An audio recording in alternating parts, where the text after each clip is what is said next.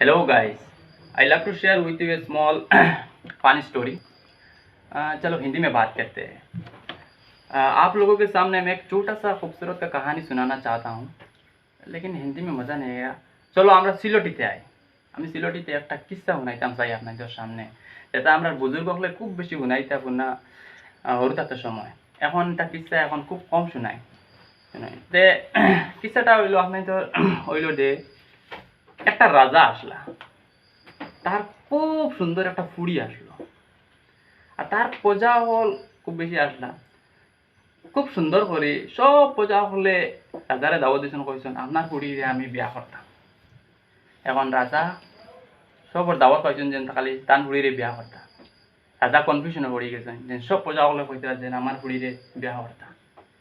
এখন রাজা তারাই চিন্তা করলা, চিন্তা করিয়া এখন তার কাছে একটা আইডিয়া আইলো। সারারে এক বাদর দিন একটা করে ডাকাইলা প্রজা হলরে, ডাকাইয়া কইছেন ঠিক আছে তুমি তাই তো কইছো আমার ফুড়িরে বিয়া করতে, আমি এখন কেউ তো নিরাশ করতাম পারতাম না।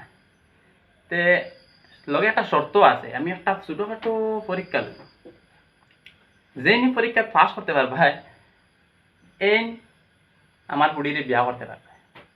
সারা আর কইলা আপনার শর্তটা আমি মানছি, আর পরীক্ষাটাও আমরা মানি, সেটা দিবা আপনার পরীক্ষা, আমরা রাজি আছি।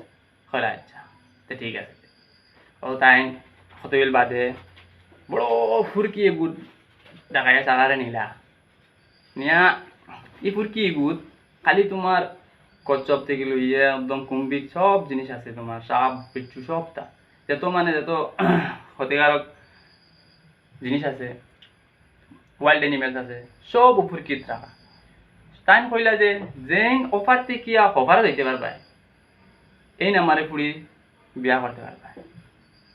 কইতে না কইতে হঠাৎ করিয়ে গে এখন পর্যায়ে ফাল মারিয়া হাতিরে অফারে গেছেন, সব চমকিত হয়ে গেছেন আপনার হইয়া।